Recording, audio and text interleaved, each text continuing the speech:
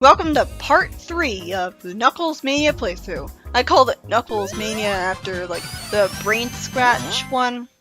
Just because, I guess it may be ripping it off, but I can't really think of a more appropriate title. If you go super underwater before drowning, the animation will be cancelled and the player won't drown, the music will stop, and the physics will be cancelled when pausing, but Sonic will still be able to move.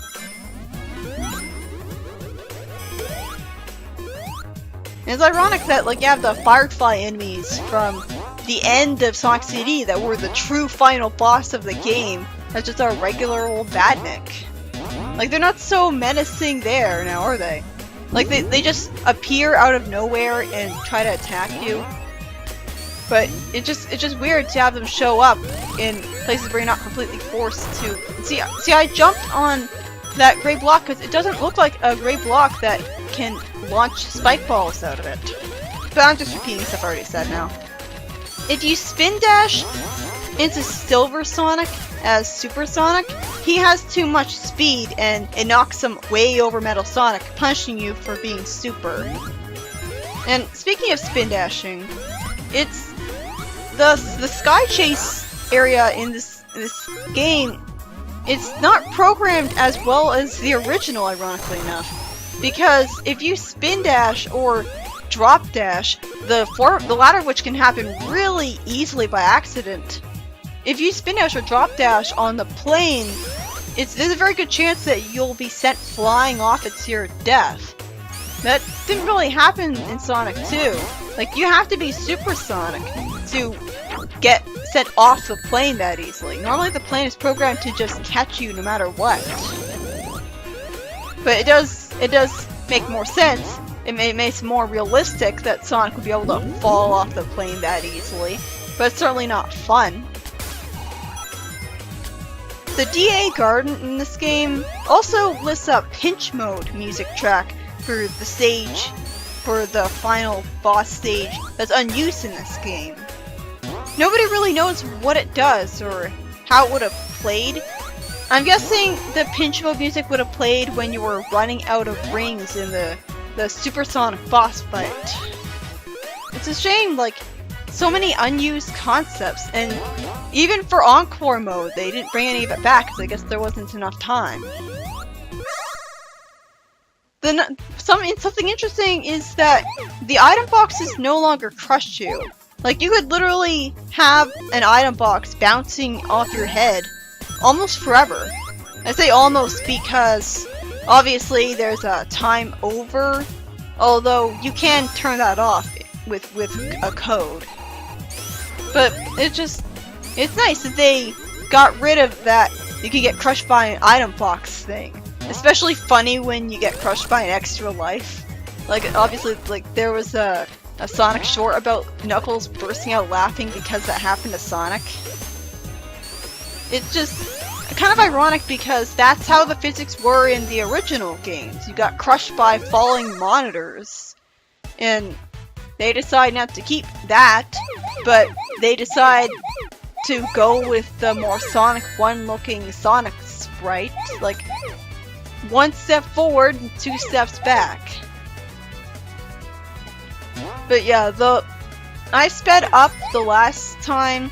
I think it was the last time that I was in a Blue Spheres minigame, because I was pretty sure that it was a non-original one. But this one I'm pretty sure is original, so I'm gonna keep it not sped up. The fundamental problem with the Blue Sphere minigame that they never bothered to fix in this game is that it's so easy to lose track of which parts of the special stage you've been to, which parts you haven't. So you can be wandering around aimlessly forever trying to look for all the blue spheres that you missed. There's no radar or anything of the sort. It would have been great if you had an emerald radar that would actually tell you how close you were getting to blue spheres. And obviously it would be just constantly going off at first, but eventually it would be really useful in times like this. Especially since the more you stay in this area, the faster it gets until it becomes really stressful. And yet also thrilling.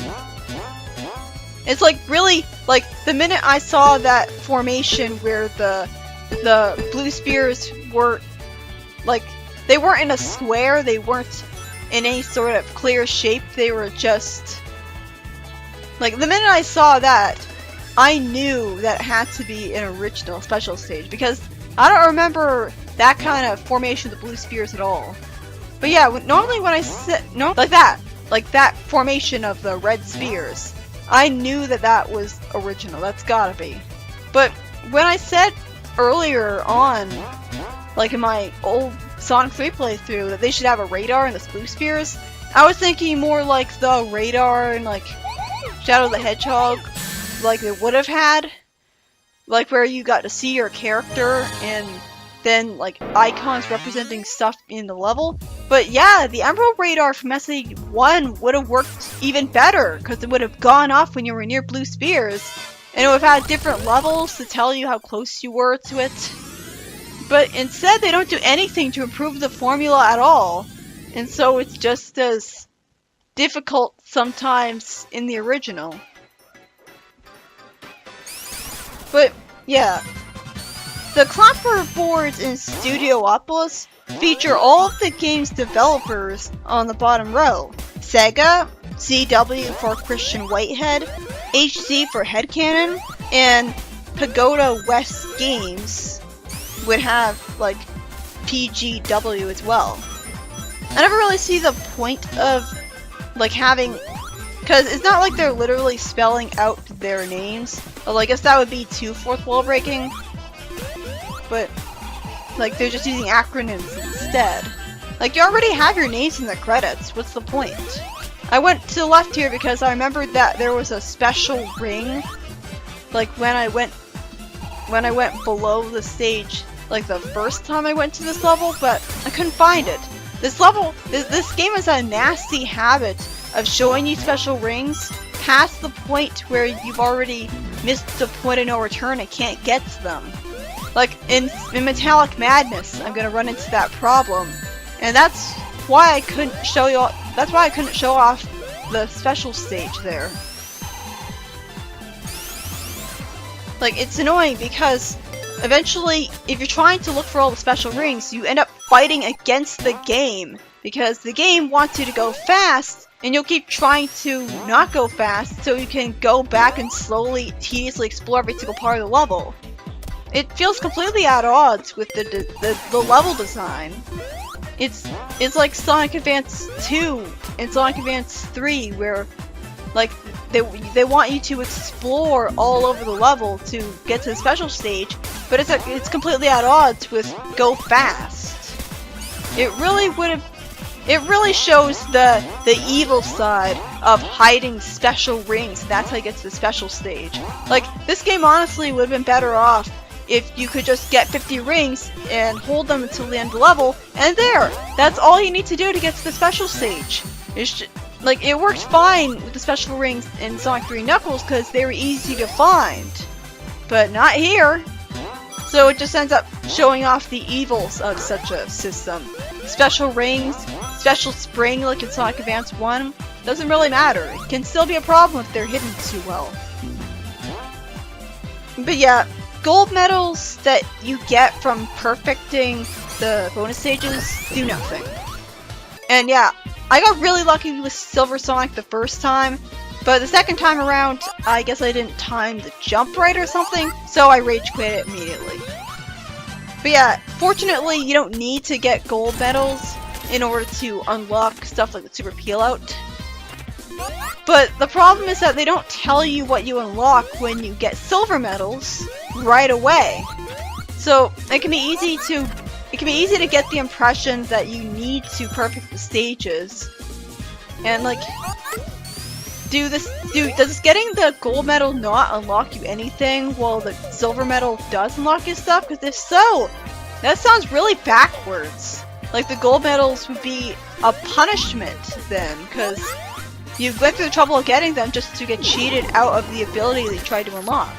But the cool thing is that if you really want to unlock all the abilities that you are only allowed to use in no save mode anyways, you can just go to a file and then just spam a checkpoint in Green Hill Zone over and over again, restarting the stage, and you'll be able to unlock all of them right from the very beginning of a file. Because the thing is that the game tracks your blue spear progress in all playthroughs. Like, all across playthroughs, no matter what file it is. So, that's good. Gold medals, like, all they really do is give you achievements. They're kind of like the silver medals in Sonic 06. Like, you get an achievement if you get all of them. And that's about it. But silver medals are enough to unlock stuff. The most professional hedgehog achievement is what you get from getting a perfect cool bonus in Act 1 of Titanic Monarch. And as I mentioned before, you get the cool bonus from not getting hit in the level. So I can imagine that'll be pretty difficult in the final zone of the game. Then again, it's mostly about the wheels and not so much the enemies. There's text left in Mania that shows the original Sonic Discovery logo and implies that Hypersonic and Tails and Knuckles were actually considered well into development before being inconsiderately cut. Like, for the most part, Sonic Mania doesn't really care about lore. Like, it would be fine if they had the Phantom Ruby warp you literally every single time you beat a level, and that's all they need to do for proper stage transitions between all these different levels that really don't connect to each other at all. Like, you go up in the sky in Angel Island, Stardust Speedway is on Little Planet, and then suddenly fall, like, we would fall off a cliff and land in a place that should be above you. Like, it doesn't really, like, you kind of have to turn your brain off and just pretend that all of these levels are right next to each other when they aren't.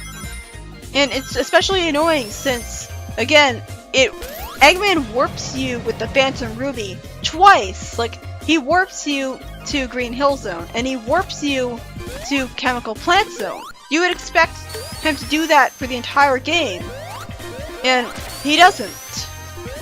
But it's not really a big deal to me at all. It's just that this game doesn't really care about lore. So you would think that, like, it doesn't care about lore so much that it comes as a surprise at the end of the game that you're suddenly expected to care about the fact that you were on Little Planet when you were on Stardust Speedway. Because you see Little Planet being freed at the end of the game, but you didn't think that Little Planet had any sort of plot relevance, because you're just warping to a whole bunch of different unrelated areas.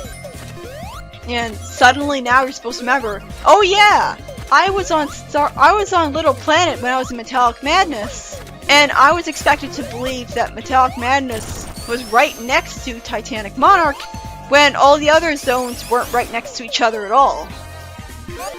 So it's ironic that, even though it's ironic for a game that doesn't care about lore, the game suddenly cares so much about lore that it absolutely refuses to bring back the Super Emeralds for the sake of even more fan service, because that would make sense. We only had the Super Emeralds because we could connect Sonic 3 and Sonic & Knuckles, and we didn't want to have the Sonic & Knuckles portion be totally broken by having you have Super Sonic throughout it, so we took away Super Sonic for the Sonic & Knuckles portion and forced you to get it back, but better than before. But we're gonna take out Hyper Forms for this fan service obsessed game because it wouldn't make any sense. So, like, we're supposed to believe that the Super Emeralds are just stone replicas instead, even though they look exactly like they did in the original game, only they're not flashing. Whatever. And I'm gonna show off me actually beating this boss, just so I can show off that I do know how to beat it now, but it wasn't very clear is the thing. Like, it's a fun concept, like, you get into the Eggmobile and you attack Eggman, but there's just one little problem, aside from it being intuitive. Like, even when you know what to do, there's one big problem that completely ruins it for me.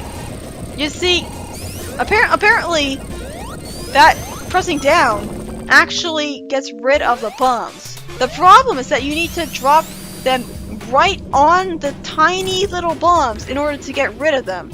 And Eggman will drop so many bombs, and he drops the bombs so fast that, like, the goal is to suck him up with the water spout. But he drops bombs so fast that you're guaranteed to suck up a bomb instead. It would be fine if, when you press down, you created a huge explosion that got rid of all of the bombs below you. But instead, you always end up sucking up those annoying bombs, and he creates a bomb so fast. I mean, I guess you could make the argument that he has the Eggman Mega outfit because he dresses in black, but that's not enough to save to this boss. It's so tedious. I just want to be able to suck him up with the water spout, but he drops bombs so fast. And again, like, the fact you can press down and drop stuff is so unintuitive that there are, like, I can name 2 people who didn't even know it existed at all. Additionally, there are blue spear sprites of the Super Emeralds, and active versions of the Emerald Seed in Lava Reef Zone Act 2. They're redone for Mania, implying they were meant to be used, not just recycled. So yeah, they actually did plan on letting you have Hypersonic and Knuckles and Tails, but nope, that would have been fun. Well, actually, there never was a Hyper Tails, because you needed the Super Emeralds to give him the super form at all for some weird reason, even though he's based off the magical Kitsune from Japanese mythology. So you'd think if anything, he would need a lot less Chaos Emeralds. You think you would need a lot less Chaos Energy to transform, but whatever. Apparently he's young, so that means he sucks at it. Okay. The music files for Press Garden Zone are internally called Pulp Solstice, with the sprite folders referring to it as PSZ, implying that this was the original name of that zone. I'm glad they got Press Garden instead, even though it looks nothing like a garden. It is kind of nice that, like, it has a Japanese feel to it with the samurai terrible boss that you fight. Like, that's pretty cool, but I don't know, I guess it's just not that clear to me that's supposed to be like a Japanese feeling garden. Like, it's so surreal, it doesn't really feel like much of anything. Just an ice block place. The I'm Outta Here Easter egg from Sonic CD was meant to be in this game, and it was enabled for the pre-release demos. It can be re-enabled in the PC version through hex editing. As for the Plus update, it's used for the exit option, but only in the PC version. And I think the only way you can get Plus for the PC is to actually get the De Novo riddled version of Sonic Mania. Which is, like, the reason De Novo is bad is because it's extremely computer resource hogging, and I have enough to worry about with this computer as it is. Once it crashed on me, and it said I needed tools or something to repair it, but then I resetted it, and it was perfectly fine. And that made me really worry. So, yeah.